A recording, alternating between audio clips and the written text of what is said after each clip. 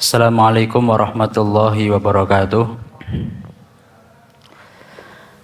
Alhamdulillahi rabbil alamin. Wassalatu wassalamu ala ashrafil anbiya'i wal mursalin wa ala alihi wa ashabihi wa man tabi'ahu bi ihsanin ila yaumiddin. Asyhadu an la ilaha illallah wa asyhadu anna Muhammadan abduhu wa rasuluhu la nabiyya ba'dah. Alhamdulillah, pada malam hari ini Allah masih memberikan banyak kenikmatan kepada kita sehingga kita mampu menjalankan ibadah salat maghrib secara berjamaah. Salawat serta salam tetap terlimpahkan kepada junjungan Nabi besar Muhammad sallallahu alaihi wasallam, Nabi akhir zaman, Nabi yang diutus untuk kita tauladani bersama. Bapak Ibu yang dirahmati Allah, kita sampai pada halaman 532.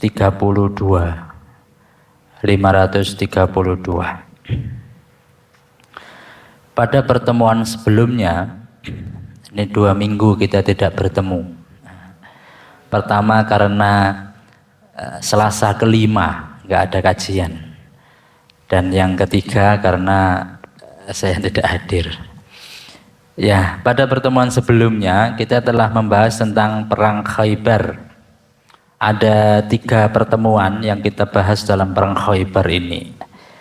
Di akhir kemarin kita telah menceritakan bahwa umat muslim sudah berhasil menaklukkan benteng-benteng yang ada di Khaybar. Ada 5 benteng di lapis pertama dan ada 3 benteng di lapis kedua. Nah, di beberapa benteng itu banyak sekali disimpan makanan. Di antaranya adalah kurma, buah kurma. Maka Aisyah pernah mengatakan, "Ma sabi'na hatta fatahna Khaybar." Kita tidak pernah merasa kenyang kecuali setelah menaklukkan Khaybar. Ini menunjukkan bahwa Khaybar itu penuh dengan makanan. Yang kedua ada manjanik. Manjanik ini adalah pelontar peluru, ya, yang itu milik orang Yahudi yang umat Islam belum punya ketika itu. Nah, itu menjadi harta rampasan. Dan yang terakhir, umat Muslim mendapatkan kebun kurma yang sangat banyak. Begitu juga dengan tanah-tanah Khaybar, itu akhirnya kemudian dibagi-bagi. Seluruh tanah Khaybar itu dibagi menjadi 36 bagian. Setiap bagian itu ada 100 petak tanah, 1 kapling. 36 bagian, setiap satu bagian itu sama dengan 1 kapling, 100 kapling. Berarti ini 100 kapling itu ya satu perumahan sendiri ya. Berarti ada 3.600 kapling. Atau 36 perumahan yang satu perumahan isinya 100 kapling. Nah, kita anggap aja satu kapling itu ya sekarang itu 7 kali 16 ya rumah itu ya. Nah, sekitar segitu. Nah, itu dibagi-bagi kepada orang yang ikut perang. Jadi wong melu perangku mulai-mulai iso sugih mendadak itu ya bisa jadi kalau memang ghanimahnya banyak ya. Dan itu yang menjadi ujian bagi pada prajurit perang, iki niate perang lillahi ta'ala pun delek ghanimah. Nah, gitu ya. Nek perang delek ghanimah ya bisa jadi nggak masuk surga. Kemudian nah 3.600 bagi 2 itu 1.800. Nah, 1.800 ini berupa tanah yang ada pohon kurmanya gitu ya. Yang kemudian itu dikelola oleh orang Yahudi. Orang Yahudi itu kan karepe Rasulullah itu disuruh keluar dari Khaybar. Terus pokoknya bumi Khaybar itu dibersihkan dari orang Yahudi. Tapi orang Yahudi menawarkan diri karena apa? Orang Mekah dan Madinah itu tidak pandai berkebun, tidak pandai merawat kurma. Maka orang Yahudi menawarkan diri, ya apa nih misalnya kebun kurma sekian banyak ini kita yang merawat, nanti hasilnya kita serahkan kepada umat muslim. Nah, gitu ya. Itu tawarannya Rasulullah begitu ya. Nah, Rasulullah ya oke, karena apa? Daripada kebun kurma sekian banyak mereka mati, ya kan eman-eman ya. Akhirnya orang Yahudi sebagian tetap tinggal di Khaybar tapi sebagai pegawainya umat Muslim, dipekerjakan ya, tapi tanahnya sudah menjadi milik umat Islam. Bapak Ibu yang dirahmati Allah, hari ini kita akan membahas tentang pasca perang Khaybar. Ada peristiwa apa saja? Nah, ini menarik ya. Kepulangan Ja'far bin Abu Thalib dan orang-orang Asy'arin dari hijrah ke Habasyah. Kemudian pernikahan Rasulullah dengan Sofiyah. Jadi salah satu dari sekian banyak istri Rasulullah itu ada yang keturunan orang Yahudi, yaitu Sofiyah. Sofiyah ini adalah anak daripada pembesar Yahudi di Khaybar. Nanti dinikahi Rasulullah. Ceritanya bagaimana nanti akan kita sampaikan. Kemudian Rasulullah itu sempat diracun sama seorang wanita. Jadi Rasulullah itu kalau ditanyai suka mana daging unta, daging sapi sama daging kambing, Rasulullah itu suka daging kambing. Dan daging kambing yang paling disukai itu paha, bagian depan. Nah, istilah kita itu apa? Sampil ya. Sampil tapi sing ngarep, bukan sampil sing mburi. Padahal kita itu kalau sukanya suka sampil yang mburi ya. Soalnya apa, dagingnya akeh. Nah, Rasulullah itu suka sampil yang depan karena apa? Alasannya karena jauh dari tempat kotoran. Gitu, dan cepat matang, katanya begitu. Tapi tidak pernah nyoba gitu ya. Kemudian pulang dari Khaybar itu mampir di beberapa tempat. Jadi Yahudi itu ternyata bukan hanya di Khaybar, ada di Wada, ada di Wadil Qura dan Taimah. Ini disamperi juga. Biar selesai gitu dengan urusannya dengan orang Yahudi. Kemudian kembali ke Madinah dan Syariah Aban bin Sa'id. Bapak Ibu yang dirahmati Allah. Nah, masih ingat mungkin dulu ketika hijrah ke Habasyah itu kan ada saudaranya Nabi namanya Ja'far bin Abu Thalib. Itu masih di Habasyah, belum pulang ke Mekah sampai Rasulullah itu perang di Khaybar. Ketika itu mereka dengar, Rasulullah dengan para sahabat perang dengan Yahudi di Khaybar. Akhirnya mereka itu OTW dari Habasyah menuju Khaybar, walaupun sampai Khaybar itu gak menangi perang. Jadi wis selesai gitu ya. Gak menangi perang. Walaupun mereka gak ikut perang, tapi Ja'far bin Abu Thalib dan orang-orang sahabat Asy'arin itu mendapatkan ghanimah. Ini khususon. Ya, walaupun gak ikut perang, dia dapat ghanimah. Nah, sedangkan yang ikut perang itu 1.400 yang ikut Bai'at Ridwan itu ya. Nah, mereka Ja'far dan orang-orang Asy'arin ini dari Habasyah ke Khaybar itu difasilitasi oleh Raja Najasyi. Sebagaimana kita bahas kemarin kan Raja Najasyi sudah masuk Islam. Nah, Raja Najasyi itu memfasilitasi 2 kapal, 2 armada untuk perjalanan orang-orang Muslim ini dari Afrika mana ya? Najasyi itu Habasyah itu mana ya? Ethiopia apa Afrika itu? Itu OTW naik kapal menuju Khaybar. Difasilitasi. Nah, kemudian ini kami tiba di hadapan beliau bersamaan dengan takluknya wilayah Khaybar. Nah, beliau memberikan bagian dari harta rampasan perang Khaybar kepada kami. Rasulullah tidak membagikan harta rampasan perang Khaybar kepada siapapun yang tidak turut serta dalam penaklukan Khaybar kecuali kepada para pengendara kapal dan rombongan Ja'far bin Abdul Muthalib. Nah, ketika Ja'far ini datang, Rasulullah itu senang banget. Sampai Rasulullah mengatakan, wallahi ma adri bi ayyihi ma afro. Saya tidak tahu, saya ini hari ini senang banget karena apa? Apa karena telah ditaklukkannya Khaybar atau karena kedatangan Ja'far? Bi fathi Khaybar am bi qudumi Ja'far. Ya, memang sangat senang ya, bisa jadi karena dua-duanya. Karena Ja'far ini saudaranya Rasulullah, Ja'far bin Abu Thalib, dan sudah lama nggak ketemu. Bayangkan hijrah ke Habasyah itu kan tahun berapa itu, sampai ke Khaybar itu kan lama. Jadi senang. Nah, ini ilustrasinya ya, walaupun kapalnya tidak sebesar ini. Jadi difasilitasi Raja Najasyi dari Habasyah ke Khaybar. Nah, kemudian Nah, ini kan setelah membaca surat itu An-Najasyi segera memfasilitasi para muhajirin Habasa menggunakan 2 buah kapal. Nah, ini padahal jumlahnya 16 orang, itu berarti kapal yang kecil kayaknya ya.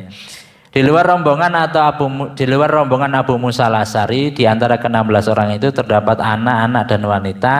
Sebagian muhajirin lainnya telah kembali ke Madinah terlebih dahulu sebelum peristiwa ini. Jadi mungkin perahu menemukan ya lebih tepatnya begitu, difasilitasi sampai dengan Khaybar.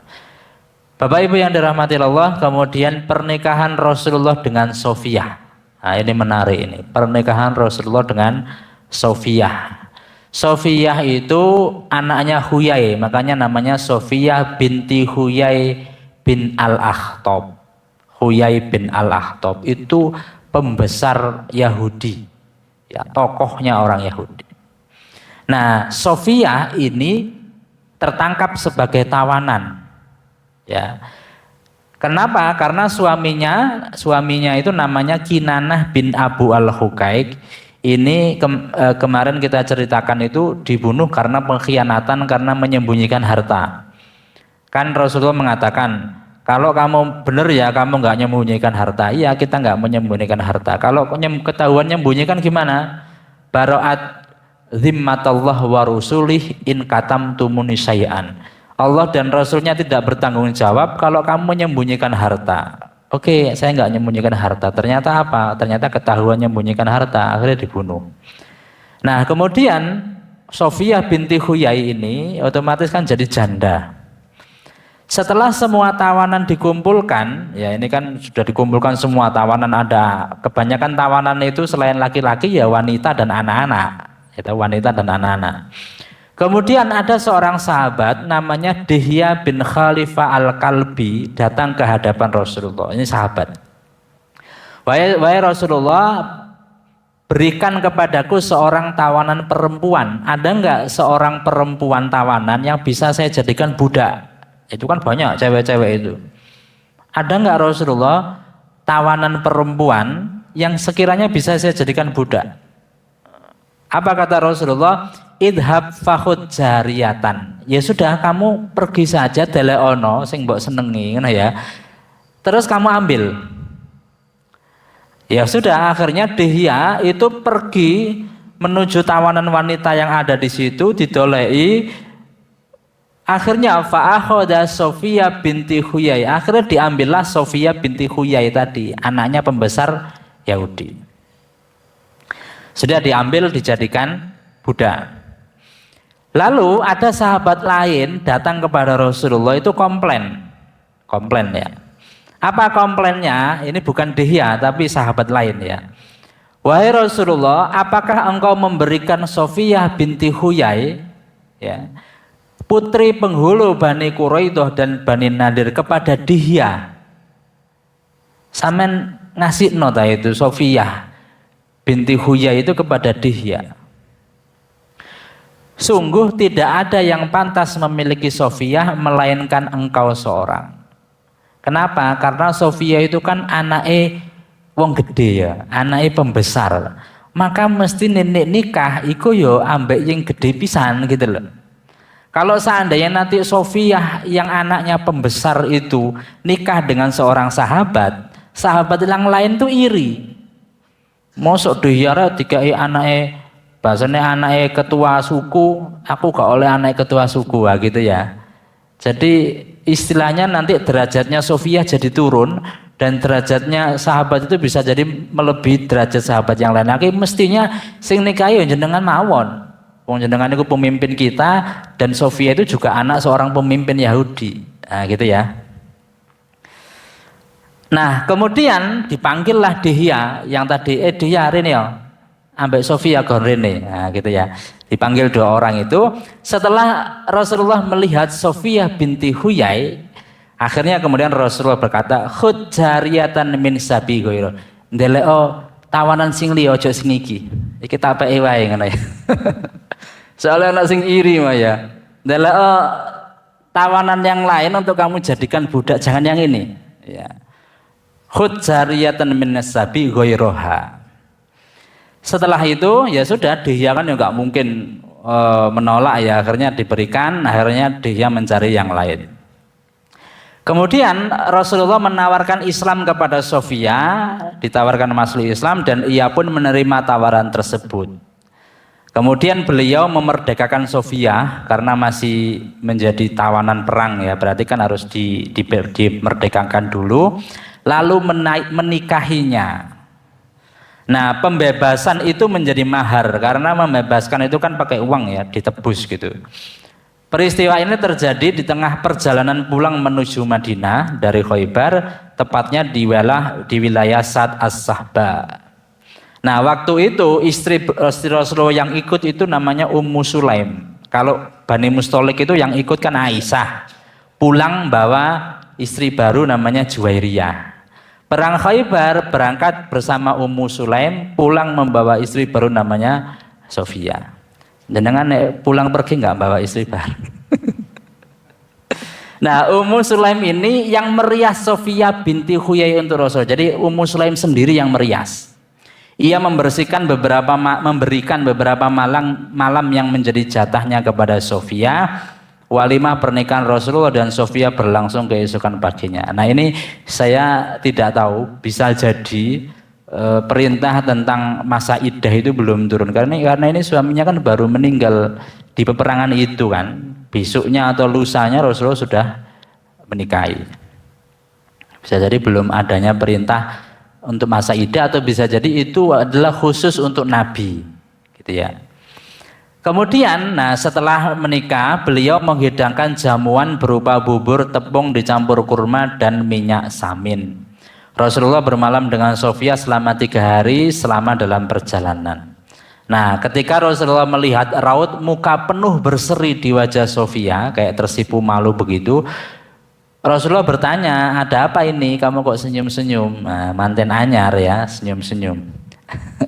Sofia menjawab, ya Rasulullah, ra'aitu qabla qudumika alaina. Jadi Rasulullah, saya itu bermimpi sebelum engkau itu datang ke Khaybar, saya itu bermimpi. Apa mimpinya? Ka'annal qamar zalamin makani. Saya itu bermimpi bahwa bulan itu hilang dari peraduannya. Jadi mimpi malam hari biasanya ada bulan, itu kok nggak ada bulan. Wasaqata fi hujri, kemudian saya cari-cari, ternyata bulan itu jatuh di kamar saya. Nah, ini idiom saja ya, kalau bulan jatuh betulan di kamar loh, omai ambre. Wala wallahi ma'adzkuru min sya'nika syai'an, dan demi Allah waktu itu saya tidak mengenal engkau sama sekali, kepribadian engkau bagaimana nggak mengenal. Faqasastuha ala zauji, dan mimpi saya itu saya ceritakan kepada suami saya tadi, ya Kinanah tadi. Apa responnya suaminya? Fala toma wazi, akhirnya suami saya langsung menampar saya. Dia kan kaget juga, lapo saya mimpi bulan kok sampean tampar. Faqala, kemudian suaminya bilang, tamannina hadzal malak alladzi bil Madinah. Kamu kok berangan-angan bisa mendapatkan raja Madinah. Nah, gitu ya. Saya tidak tahu ini takwilnya Kinanah kok ya beneran. Kamu kok berharap mendapatkan raja Madinah ya Rasulullah itu. Ya akhirnya dapat betulan kan, tapi setelah suaminya meninggal. Bapak Ibu yang dirahmati Allah, ini kisah pernikahan Rasulullah dengan Sofia. Kemudian yang kedua, peristiwa kedua yang terjadi ketika pulang dari Khaybar menuju Madinah, itu Rasulullah diracun. Jadi ada seorang wanita bernama Zainab binti Al-Haris. Nama Zainab ini banyak ya. Putrinya Rasulullah juga ada namanya Zainab, istrinya juga ada nama Zainab. Yang membedakan itu bintinya itu ya, Zainab binti Al-Haris. Ini mencari informasi terkait dengan bagian tubuh kambing mana yang paling disukai Rasulullah. Ya, bagian mana? Bagian kaki atau bagian kepala atau bagian iga atau bagian mana lagi? Jeroan ya.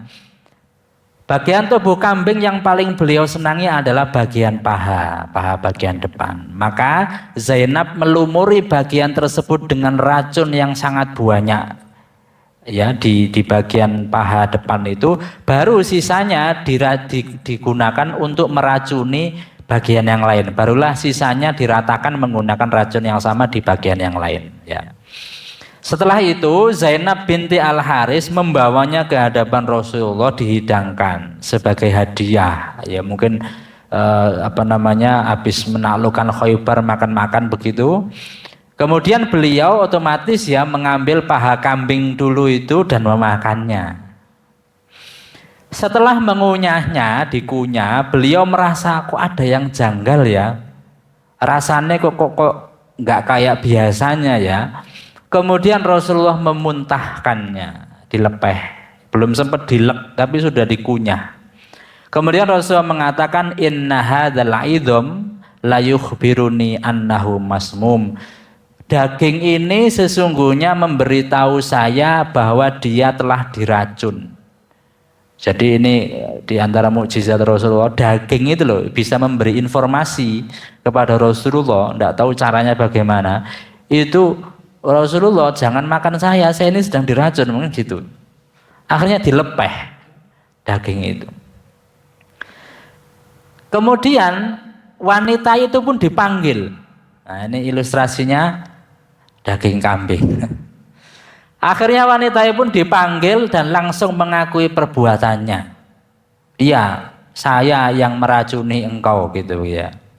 Akhirnya ditanya sama Rasulullah, ma hamalaka ala dzalik? Awakmu iku lapo ngracuni aku? Jawabannya masuk akal sebenarnya. Apa jawaban wanita itu? Sekiranya Muhammad hanyalah seorang raja biasa, maka aku akan terselamatkan darinya dengan kematiannya. Ya sudah, mati aku selamat. Nek raja biasa loh ya. Tapi jika dia seorang nabi, maka ia akan diberitahu, entah itu diberitahu malaikat, entah itu diberitahu daging itu, bahwa ada racun dalam daging tersebut. Akhirnya Rasulullah memaafkan wanita ini. Ya, saya tidak tahu ya, mungkin karena alasannya logis atau bagaimana, atau kasihan, atau setelah itu masuk Islam, yang jelas dimaafkan. Tapi sayangnya gitu, Rasulullah di situ kan makan bareng. Di sampingnya Rasulullah itu ada Bishr bin Al-Barra bin Ma'rur. Ini sahabat yang juga makan daging itu dan wis kadung dielek. Rasulullah kan gak sempat ngelek. Dia itu wis kadung dielek dan daging itu tidak bisa memberitahu kepada dia bahwa dia sedang diracun. Ya karena manusia biasa bukan nabi, akhirnya meninggal dunia si sahabat ini tadi. Dan nanti Bapak Ibu kalau di akhir-akhir sesi Sirah Nabawi ketika Rasulullah meninggal dunia, itu Rasulullah sempat mengatakan bahwa kepada Aisyah, sepertinya racun yang dulu pernah saya makan di Khaybar itu mulai ngefek sekarang gitu, ketika Nabi akan wafat. Sama kayak Abu Bakar ketika meninggal dunia itu kan, itu efek daripada sengatan hewan yang waktu di Gua Sur. Makanya Abu Bakar itu kan jabat khalifah paling singkat, cuma 3 tahun. Tidak seperti Umar dan Utsman. Bapak Ibu yang dirahmati Allah, kemudian korban perang Khaybar. Nah ini pada pertemuan di Bumi Khaybar kaum muslimin kehilangan 16 pejuang. Rinciannya itu 4 orang suku Quraisy, 1 dari Bani Asja, 1 dari Bani Aslam, 1 dari penduduk Khaybar, dan sisanya dari kalangan Ansor. Kemudian terkait dengan korban daripada orang-orang Yahudi itu ada 93 orang. Jadi jauh ya bedanya karena memang umat muslim yang memenangi peperangan. Nah kemudian setelah perjalanan pulang itu Rasulullah mampir ke 3 tempat. Mampir 3 tempat itu, ini halaman 535 ya. Mampir ke 3 tempat itu adalah tempatnya orang Yahudi, tapi memang tidak sebanyak di Khaybar ya. Ada beberapa orang Yahudi itu di Fada, ada di Wadil Qura, dan ada di Taima. Ya, itu diampiri, maksudnya dituntaskan sekalian. Nah, pertama di Yahudi Fada, setibanya di Khaybar, Rasulullah segera mengirim Muhayyisah bin Mas'ud sebagai utusan kepada Yahudi Fada untuk menyeru mereka kepada Islam, tapi mereka menunda jawaban. Setelah Allah menundukkan Khaybar di bawah kaki kaum muslimin, Allah menanamkan rasa takut ke dalam hati mereka sehingga Yahudi pada segera mengirim utusan kepada Rasulullah untuk meminta perdamaian. Jadi tidak ada peperangan. Jadi sebelum ketika berangkat itu Rasulullah sempat nawari Islam, tapi mereka nggak mau. Tapi setelah Rasulullah mampu menaklukkan Khaybar, mereka kemudian langsung menyerah. Ya, bisa jadi mereka Khaybar aja segitu besarnya bisa dikalahkan, apalagi kita. Akhirnya menyerah saja. Kemudian yang kedua Yahudi Wadil Qura. Kalau ini ada perlawanan ya. Setelah beliau selesai dari urusan Khaybar, beliau bergerak menuju Wadil Qura. Di sana terdapat sekumpulan kaum Yahudi dan sebagian dari kabilah Arab yang bersekutu dengan mereka. Setibanya Rasulullah dan pasukannya di wilayah tersebut, kedatangan mereka disambut dengan anak panah. Ya, dengan dari suku Yahudi. Ya, ini ada peperangan gitu ya. Kemudian, nah ini menarik, ada yang meninggal dunia ketika itu namanya Mid'am. Mid'am ini meninggal dunia, kemudian para sahabatnya mengatakan berbahagialah dengan surga. Tapi mengagetkannya adalah Rasulullah malah mengatakan sekali-kali tidak, demi zat jiwaku berada di tangannya, mantel yang ia ambil sebelum pembagian harta rampasan perang pada hari penaklukan Khaybar akan menjadi bahan bakar api neraka baginya. Nah ini, jangankan kemudian niatnya ndelek harta, ini bisa jadi niatnya karena Allah, tapi karena ketika pembagian harta rampasan Rasul belum bagi wis njupuk dhisik, itu nggak boleh. Ya dulu ketika perang Badar itu kan sempat royoan itu para sahabat itu. Saya yang paling dapat paling banyak. Loh bukan, saya yang paling banyak begitu. Itu belum turun ayat tentang pembagian ghanimah loh ya. Nah, akhirnya kemudian ketika dia itu setelah para sahabat mendengar ucapan beliau, muncul salah seorang laki-laki ke hadapan Rasulullah dengan membawa seutas atau 2 utas tali terompah. Kemudian Rasulullah bersabda, seutas atau 2 utas tali terompah dari neraka. Jadi bukan jaket itu tadi yang membakarnya, tapi seutas 2 tali utas dari terompah. Maksudnya itu ya mungkin karena dia sudah berjihad, akhirnya ada keringanan begitu. Nah kemudian mereka Yahudi Wadil Qura ini mampu dikalahkan. Setelah mendapat serangan mendadak dari suku Yahudi Wadil Qura, Rasulullah langsung menyiapkan para sahabat untuk menyerang balik sebagai bentuk pertahanan.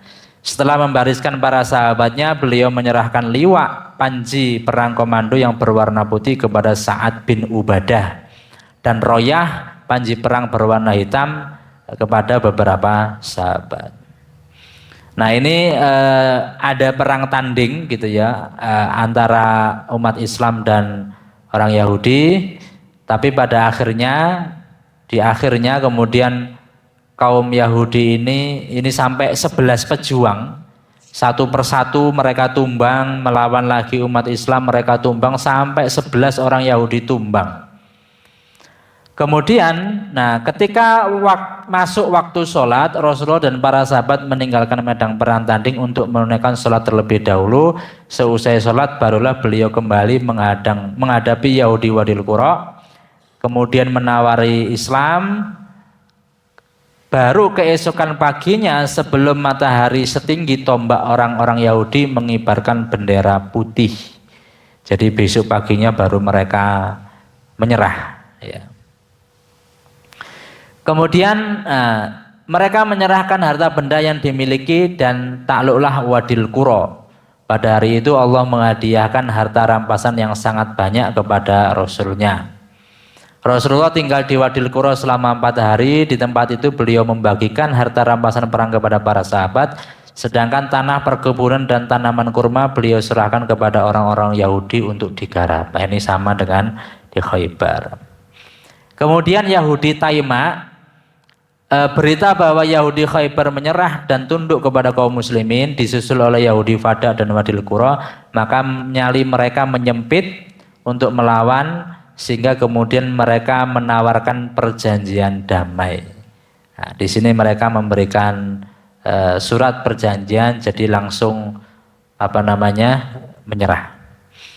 Kemudian ini juga ada peristiwa menarik yang sering kali kita lakukan biasanya itu setelah semua urusan selesai gitu ya, Rasulullah memutuskan untuk kembali ke Madinah. Bayangkan menaklukkan Khaybar, menaklukkan 3 orang Yahudi dari Taima, Wadil Qura itu ya.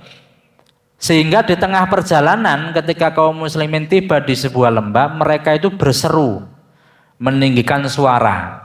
Kayak kita mungkin takbir gitu ya. Allahu Akbar, takbir, Allahu Akbar begitu ya. Dengan serentak begitu ya, karena euforia kemenangan gitu ya. Kemudian Rasulullah menegur, arba'u ala anfusikum innakum la tad'una asamma wala ghaiban. Rendahkanlah suara kalian, sesungguhnya kalian itu tidak berdoa kepada zat yang bisu dan zat yang tuli dan gaib. Jadi Allah itu, makanya kalau kita itu kan kalau doa sirrian dalam hati pun kita berdoa itu Allah sudah mendengar. Nah di sini Rasulullah pernah menegur, rendahkanlah suara kalian karena kalian tidak berdoa kepada zat yang tuli dan gaib. Innakum tad'una sami'an qariba. Sungguhnya kalian tuh berdoa kepada zat yang maha mendengar dan maha dekat. Ini riwayat Bukhari. Nah ini kalau kata Prof. Haidar Nasir itu jangan merendahkan kalimat takbir. Sidik-sidik takbir, sidik takbir. Ya bolehlah takbir tapi jangan sidik-sidik begitu, karena sama dengan jangan merendahkan kalimat sholawat. Ya kita diperintah untuk bersolawat tapi kemudian kadang nek soro mobil apik disolawati, merendahkan kalimat sholawat, niatnya gak ndelek dunya ya. Bersolawat untuk karena kita cinta kepada Rasulullah. Kemudian dalam perjalanan ini beliau berjalan sepanjang malam. Setelah masuk penghujung malam, barulah beliau berhenti dan memutuskan untuk beristirahat di samping jalan. Nah ini menarik juga. Beliau berpesan kepada Bilal agar membangunkan kaum muslimin dengan azan. Dan bersabda, kita telah begadang sepanjang malam. Jadi dalam perjalanan itu kan capek payah ya. Perang Khaybar itu berapa hari itu naklukkan benteng itu dikepung berapa hari, kemarin ada yang 21 hari, ada yang 14 hari, ditambah lagi payah. Sehingga Rasulullah itu nitip kepada Bilal, Bilal kita istirahat di sini, kamu jangan tidur ya, besok pagi bangunkan kita dengan azanmu. Karena Bilal kan azan kan keras ya.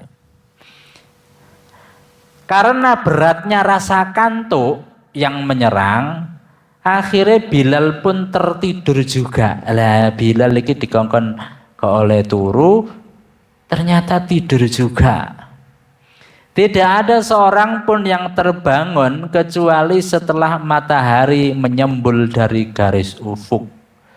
Jadi keturun kabeh sampai matahari itu muncul ya. Syuruk itu jam berapa? Jam 6 ya. Ya sekitar jam 6 begitu, atau kalau ini sampai muncul dari garis ufuk ya mungkin jam 6 jam 7 begitu ya. Justru saat itu orang pertama yang bangun adalah Rasulullah. Rasulullah tangi lho kok wis padang, Bilal nanti kile turu, Bilal dikole turu. Setelah itu barulah beliau keluar menuju lembah dan menunaikan sholat subuh bersama para sahabat, dibangunin setelah matahari sepenggalan naik. Jadi sholat subuhnya itu ketika matahari sudah naik. Sebagian ahli sejarah menuturkan bahwa peristiwa ini terjadi pada kesempatan lain, bukan dalam perjalanan ini. Nah ini lupanya Rasulullah itu madah itu terpuji. Rasulullah itu pernah lupa dalam sholat, aku iki wis 2 rakaat, aku iki wis 3 rakaat atau baru 2 rakaat gitu ya. Akhirnya kemudian Rasulullah memberi solusi apa? Sujud sahwi kan gitu. Sebenarnya mudah bagi Allah untuk membuat Rasulullah nggak lupa, itu mudah saja. Tapi masalahnya kan umatnya itu kan lalian gitu ya. Lah engko nek umate lali rakaat iki loro apa telu, dia bingung sih dicontoh sapa wong Nabi gak tahu lali. Nah, kan gitu. Maka lalinya Rasulullah itu memang ya settingan, disetting, disengaja sama Gusti Allah ben apa digawe contoh umatnya. Begitu juga dengan kerinan niki. Bisa saja Allah itu membuat Nabi nggak kerinan dan bisa saja, gampang saja Allah membuat Bilal nggak tidur itu gampang saja. Tapi memang disengaja Bilal itu ketiduran, Nabi ketiduran, akhirnya sholat subuh kesiangan. Karena apa? Karena umatnya itu sering kesiangan. Jadi ono sedikit contoh. Masalahnya Nabi itu kesiangan itu sekali seumur hidup. Nah, kalau kita itu kesiangan sehidup. Nah, ini dalilnya kayak wong sing sering kesiangan. Loh Ustaz, Nabi kan juga pernah sholat subuh jam 6 jam 7. Berarti kan ya gak apa-apa. Ya Nabi kan ping pisan, sampean bolak-balik. Nah itu ya diantara hikmahnya madhah itu ya memang ya bahkan kesalahan Nabi pun itu apa menjadi solusi bagi umatnya. Kealpaan. Nah kemudian yang terakhir adalah ada syariah yang tidak terlalu besar, yaitu selain musuhnya umat Islam Yahudi wis beres gitu ya. Orang kafir Quraisy itu wis belum beres sebenarnya, tapi ada perjanjian Hudaybiyah yang tidak mungkin terjadi peperangan karena gencatan senjata 10 tahun. Nah tinggal satu ini musuhnya umat Islam, namanya orang-orang Badui. Orang-orang Badui ini juga cukup mengganggu ya. Akhirnya kemudian disamperi oleh Aban bin Sa'id. Ini Rasulullah tidak ikut ya. Aban bin Sa'id kembali ke hadapan Rasulullah setelah menunaikan tugasnya bersamaan dengan takluknya wilayah Khaybar. Jadi orang Badui wis beres, orang Yahudi wis beres, tinggal apa? Orang kafir Quraisy nanti ditaklukkan apa? Saat Fathu Mekah. Nah, gitu ya. Mungkin itu yang bisa saya sampaikan. Kurang lebihnya mohon maaf. Allahumma anfa'lana bima 'allamtana wa 'allimna ma yanfa'una warzuqna 'uluman tanfa'una fid dini wad dunya wal akhirah. Subhanakallahumma wa bihamdika asyhadu an la ilaha illa anta astaghfiruka wa atubu ilaik. Wabillahi taufiq wal hidayah. Assalamualaikum warahmatullahi wabarakatuh.